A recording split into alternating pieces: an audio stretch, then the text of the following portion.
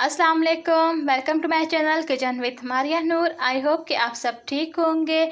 आज व्यूअर्स मैं आपको बताऊंगी कौरमा मसाला बनाने की रेसिपी। बहुत ही इजी है, आपके किचन में मौजूद मसालों से ये मसाला तैयार होगा। बेहतरीन मसाला बनेगा, आपकी डब्बों के मसालों से जान छूट जाएगी।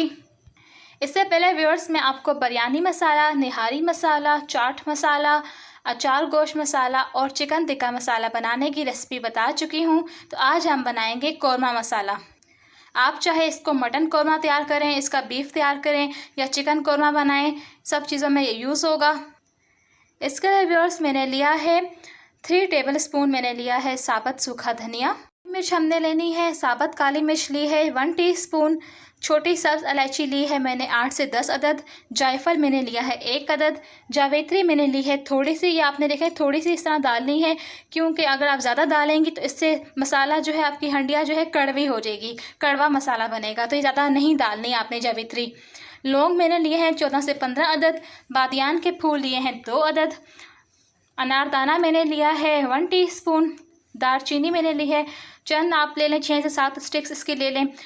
1 टीस्पून मैंने लिए है सौंफ, 2 अदद मैंने ली हैं बड़ी इलायचियाँ, कड़ी पत्ता जो है तेज़ पत्ता मैंने लिया है 4 से 5 अदद, सफ़ेद ज़ीरा मैंने लिया है 1 टेबल स्पून।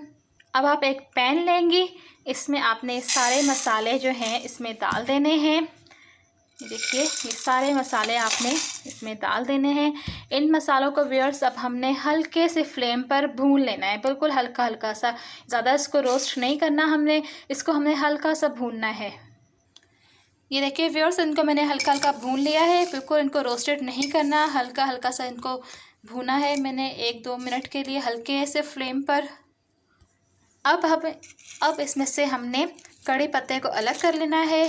कड़ी पत्ता हम निकाल देंगे इसमें से, और इसमें से हम 6-7 अदद इलायचियाँ जो छोटी वाली थी वो भी हम निकाल लेंगे। लौंग भी इसमें से 6-7 अदद लौंग भी मैं इसमें से निकाल लूँगी। भुने हुए मसाले में से अब हमने लौंग भी निकालना है, 6-7 लौंग हम निकालेंगे इसमें से। ये देखिए मैंने 6-7 अदद लौंग भी इसमें से निकाल लिए हैं। ये देखिए ये तेज़पात, छोटी इलायची और 6-7 अदद लौंग मैंने भुने हुए मसाले में से निकाल लिए हैं। अब हम इन तमाम मसालों को जो भुना था जिनको हम ग्राइंडर करेंगे।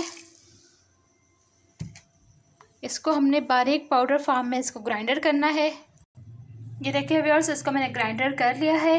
अब हम इसमें डालेंगे तेज़पात, इसके मैंने पीसेस कर लिए हैं छोटे छोटे से, कैंची से आप भी इसको कट कर लें। ये देखें ये इसमें जाएगा। 6-7 अदद जो लौंग मैंने बचाए थे इसमें से ये मैं इसमें डालूँगी। 6-7 अदद छोटी सब्ज़ इलायची इसमें डालूँगी।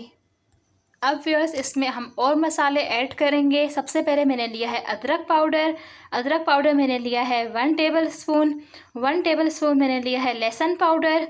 1 टीस्पून मैंने लिया है हल्दी पाउडर। 1 टेबल स्पून मैंने लिया है नमक। नमक आपने लाहौरी नमक लेना है, दानेदार नमक इसमें नहीं यूज़ करना। फिर 1 टेबल स्पून मैंने लिया है लाल मिर्च पाउडर। 1 टेबल स्पून मैंने लिया है पेपरिका पाउडर।